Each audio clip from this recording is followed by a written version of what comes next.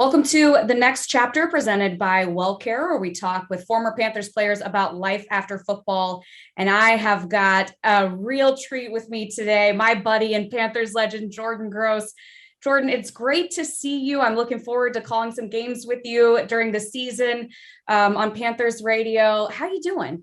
I'm doing great. I'm a little tired right now. We've got a lot going on in our household, but all good things. And it's funny, Kristen, that I feel like we know each other and we're coworkers and all that. I've never met you in person, so I'm counting down the days to get to do that. Isn't that funny too? So our first game was last week. That was the first time I met your counterpart, Jake Delhomme, in person. But of course, I just walked right up to we just like continuing a conversation that we had already been having. But it is funny. I mean, and that's part of it is like it's been a year and a half and we've done a lot of stuff together, whether it's draft or schedule or whatever it is. And yeah, I mean, it's been a while since you've been in the building and we haven't gotten a chance to meet in person yet. Well, you're doing a great job. Oh, you're a key piece of the success of all the Panthers media, everything. Well, I'm glad to hear you say that because this segment really is all about me. I always try to find a way to get it back to me. We'll call it life during football. Yeah, and we'll just talk about you. How's that sound? But you're the perfect person to talk to about this because you are a true Renaissance man. You have 1,000 things going on. As you said, you're tired from any number of your 10 jobs that you have. So you have your farm in Idaho, right? You're coaching high school football and plan to coach basketball in the winter. And then of course, you are a Panthers radio analyst. And then you've also started a food truck based on the products that are coming out of your farm, right? So when are you sleeping?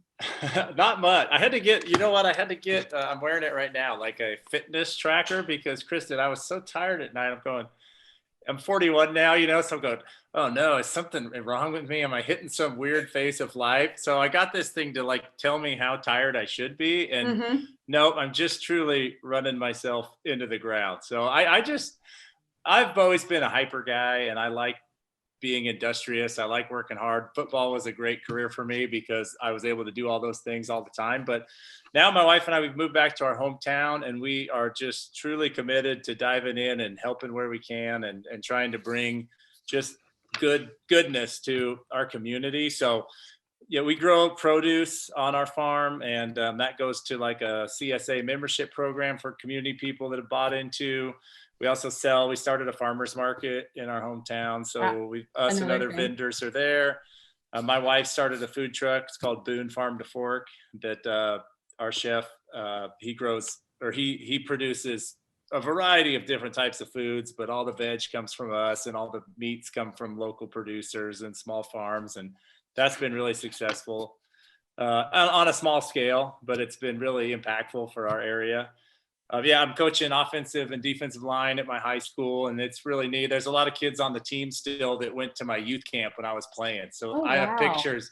I have pictures of me with them, when they were this tall at my camp, and now they're senior offensive linemen. And so you stay the same, but each year they just get right. It's like a measuring stick. And then doing the stuff with the team still, it means the world to me. I love continuing the relationship with the Panthers. And even though we're a long ways away, technology allows us to, me and my family to stay connected. And so I'm really fortunate. It's time of life. I've got my health, but fortunately, so let's just go. Let's get stuff done. Will you tell everyone what a typical day in the life looks like? Because there are times I think it was training camp last year where we would do a Zoom hit with you and you were up before all of us on the East Coast in Idaho because it's morning start very early for you. Yeah, fortunately right now, we're rolling into fall, so the sun angles are lower and it gets light later in the morning. So that slows down how, my mornings are more slow now. I drink a little bit of coffee. So now this time of year, the kids are in school. I always try to be there for the morning session, right? Get everybody up and moving. So we have a son that's a sophomore, Teddy, a daughter that's a 7th grader, Rainey, and then Boone, our little guy, he's a kindergartner. So we got one going to each school. So get everybody up and out the door. And my son Teddy's got his permit, so he's driving us on the drop off now. How's that going? Are you calm and collected when he's in the driver's seat, or are you clutching on stuff? I didn't do well at first, for sure. I was too bossy with him, and I was making him nervous. It was bad coaching, bad parenting. So I spoke about it with Jake actually on the podcast. He said, just don't make him nervous, whatever you do, because he's already been through it with Lauren, right? So then I realized like I was for sure making him nervous, right? So then I've tried to calm down. So now our commute out here, I mean, we're in a rural area, so it's super easy. There's no stoplights. There's a couple stop signs, but he's doing good. He's doing good now. So my day, so get the kids out the door, then come back. My wife and I, like, we call it our morning meeting, like see what she coaches tennis. So that's not happening quite yet, but they're starting like a fall league. So who's going where and what needs to be done. Then I head outside and it's like moving. We have cattle that we're grazing for a beef co-op right now. So move the cows and like move water that needs to be done in the morning, and then go get up. And by then the chef's on site with the food truck. So see what he needs for the day, what the plans are, start harvesting what we have for the week. And then practice is at 3:30. So got a game plan in there somewhere. So usually at lunch, I'm like making my notes for practice, go to practice 3:30 to 6:30, come back, family dinner and all that stuff. And then you got to move water again before night it's over. So just a lot of going and coming. Like I usually get like 20 to 30,000 steps a day. So I keep moving around pretty good. Wow. 20 to 30,000. So is your fitness tracker telling you when you were like, I wonder why I'm so tired? Yeah. At like 3 o'clock of the day, it's like, you should be done by now. Well, it tells you like what your activity level was based on a lot of metrics. Yeah. And it's like super high, and then I won't sleep enough, So what it's made me do though, is pause a little more on the weekends. And, I'll still do whatever the family's doing, but just like, it's okay to sit and read a book or watch a game or whatever. Try to get a little more sleep. We all need more sleep. Like, you don't sleep enough. I don't even know how much you sleep, Kristen, but I'm sure it's not enough, right? Sure. Like we all need more sleep. So just try to be a little more mindful of my health as far as where I can make adjustments to just feel a little bit better at the end of the day. So what was it like when you retired? You worked so long for this goal. You had such a great career. And then at a very young age for all football players comparatively, that chapter is over, and you got to think about what it is that you're doing next. And clearly you found a lot of things that you enjoy doing next, and some of which still tie you back to football. But how was it like the first day or the first season after you retired? And when did you know what you wanted to do next? What I want to do next was like that's still happening, right? Yeah. Like I've never been afraid of just saying, hey, you know what, I want to give this a go, and going for it. And who knows if success was going to be there or not. And so part of that was why football worked out so well, because it was kind of a crazy goal that I set for myself early on, and just stayed the course, and it came to be. I think that what I decided when I got done playing is I just needed things to be on my daily calendar that I felt were important to accomplish. Because a lot of guys, when they get done, they kind of drift aimlessly because they've been so used to having their schedule mapped out for them. Your workouts are mapped out for you.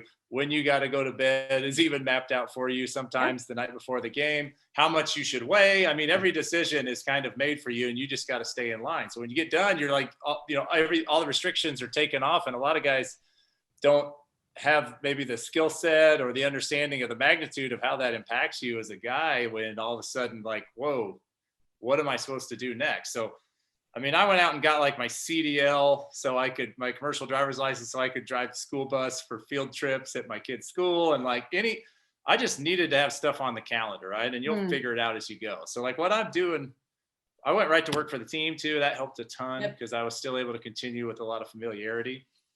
What I'm doing now is maybe not what I'm going to be doing in 5 years or 10 years, but the thing that football allowed me to do is have flexibility to like pick and choose. And I just think it would be a waste of what was given to me from my football career financially and with experience and connections to not like try to get as much accomplished in my lifetime as I can. So I haven't had any problem staying excited and busy, and none of it's overly big magnitude things that might make the front page of the paper, but it's good for me and my family. I would argue with that. I think you're definitely making an impact, and especially in your community, as you said. And I think that's incredible. What farming specifically, when you started and to now, what's something that is way more difficult or that you've learned that you were not expecting? And then what's a part that you enjoy that you were not expecting? What's more difficult? Everything. Yeah, I mean, it's hard. Well, hard work. Our scale is very small, intensively grown market vegetables. So we don't do a lot of tractor cultivation and stuff for our veggies. It's like if you go to a farmer's market in Charlotte and there's like a worn out, exhausted, legit grower there, that's who we are. That's you. So we grow about 2 acres of mixed vegetables. It's all done by hand, and we have a couple employees that we've been able to employ year round based off of the profits from that veggie production. So that's the goal there, right? Like raise the money to pay somebody to have a job on farm. Mm-hmm. But staying in vegetables, like this summer out west, it got crazy hot, Kristen, like 112, 110. Like we set a record for the most days over 100, and it never rains in the summer where we're at, right? Mm-hmm. So germinating plants and staying in produce, so from like April through November is when we want to have stuff available. So to have it ready all the time, to be planting and transplanting, water management and timing, learning all that's been the most challenging thing. The best thing though is getting familiar with the seasons and the weather. And so when I was playing, like we were outside every day, and I'd realize like when it was starting to get a little cooler, that was great and everything. But now like really knowing sun angles and like how plants respond to hours of daylight and the colder temperatures, what they do to some plants in the mornings, and when's your first frost date, because that's when tomatoes won't be around anymore. Understanding all that, which is like been a little bit removed from our lives with technology and being inside more. I'm grateful for that experience and really understanding the climate where I live. And then with coaching, is it difficult to make the transition from being a professional player to now coaching kids who are, I know like you said, you did the youth camps, but you're coaching kids who are learning and growing. How was that adjustment when you first got into it?